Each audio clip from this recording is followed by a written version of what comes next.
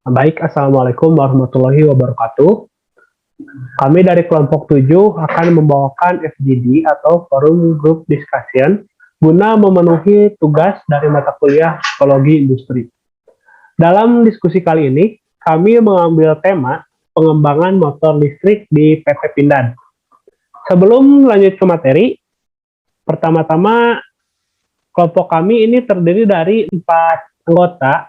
Yang pertama adalah Haji Sutiarji, yang kedua adalah saya sendiri, Anggi Permana, yang ketiga adalah Elvina Audia, yang keempat adalah Jidan Zaida.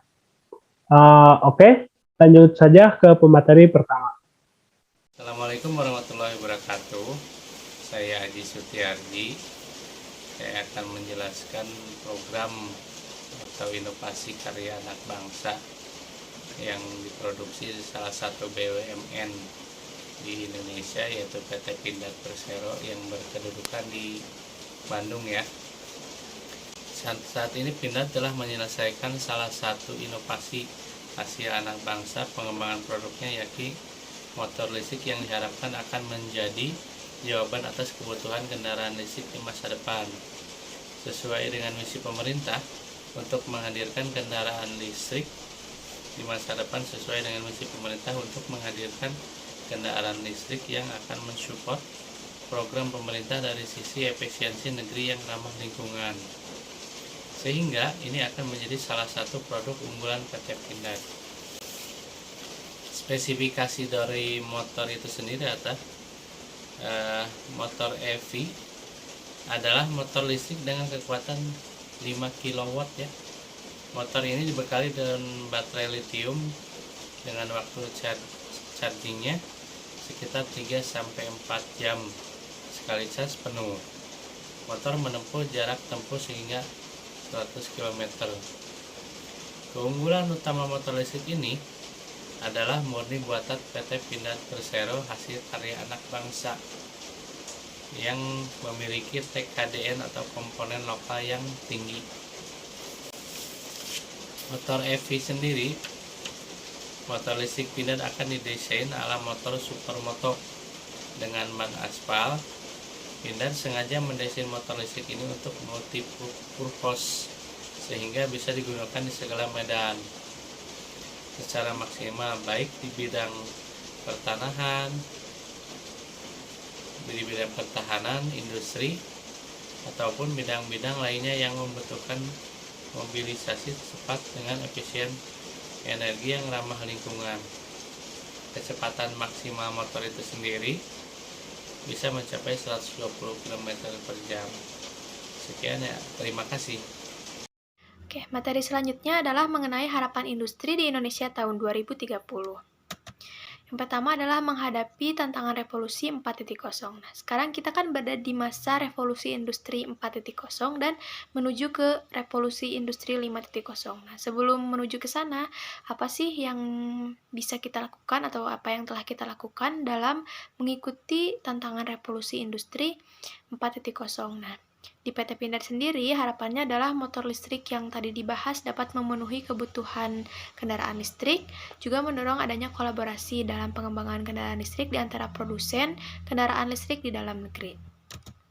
Lalu yang selanjutnya, produk-produk yang diciptakan oleh PT Pindad kedepannya diharapkan menjadi produk yang akan dipasarkan baik di pasar lokal maupun di pasar global. Hal ini sesuai dengan rencana jangka panjang Pindad untuk menjadi salah satu dari 100 perusahaan besar pertahanan global di tahun 2024 gitu. Jadi Pindad sendiri sudah punya rencana jangka panjang untuk menjadi salah satu dari 100 besar perusahaan pertahanan global di tahun 2024.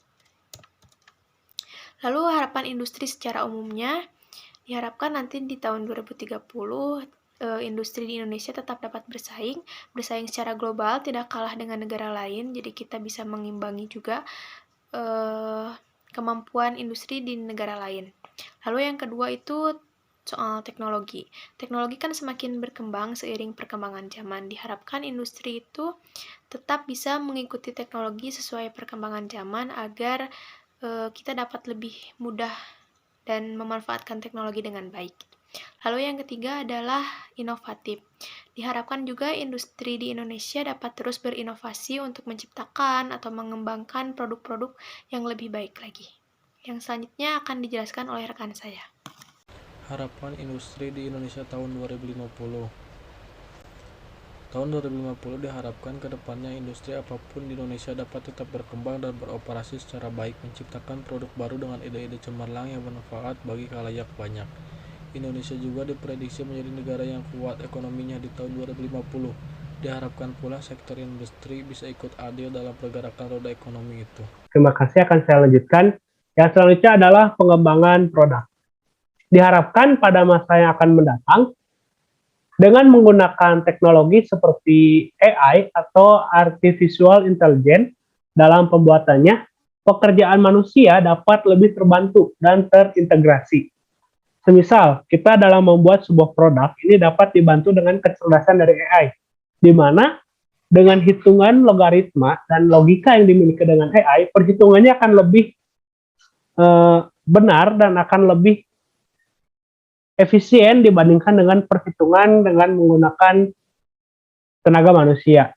Jadi manusia hanya tinggal mengerjakan apa yang telah dihitung oleh AI. Selanjutnya adalah menciptakan dan mengembangkan robot.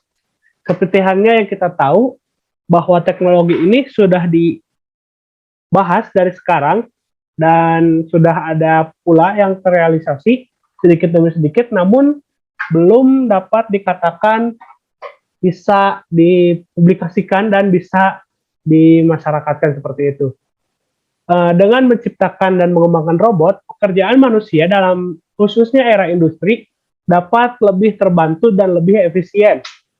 Semisalkan, kalau kita mengandalkan tenaga manual atau manusia, akan banyak cost ataupun kemungkinan yang akan terjadi. Semisalkan, apabila sakit ataupun ada jam istirahat, ada lelah, tenaganya sudah habis, seperti itu. Berbeda dengan kalau kita menggunakan robot. Selagi programnya masih belum selesai, robot tersebut akan terus berjalan, bekerja, dan terus bekerja. Seperti itu. Selanjutnya adalah sistem yang terintegrasi yang memudahkan aktivitas manusia. Seperti yang kita tahu, sistem dalam perindustrian itu diharapkan dapat lebih efisien. Mungkin sekarang juga sudah banyak sistem-sistem yang dianut dan dipakai oleh industri-industri besar, khususnya di negara kita. Namun, mungkin masih banyak kekurangan ataupun celah-celah yang ya dapat dibilang mengurangi efisiensi produksi seperti itu. Nah, diharapkan dalam era mendatang, sistem yang dibuat dapat lebih terintegritas dan lebih efisien dengan dibantu menggunakan AI dan juga robot, seperti itu kiranya. Baik, terima kasih. Mungkin sekian yang dapat kelompok kami sampaikan. Untuk lebih jelasnya, mungkin teman-teman bisa mencari dan mendalami secara individu. Mudah-mudahan diskusi kami ini dapat menjadi acuan untuk teman-teman mencari informasi lebih lanjut. Terima kasih. Kami dari kelompok 7. Sekian. Wassalamualaikum warahmatullahi wabarakatuh.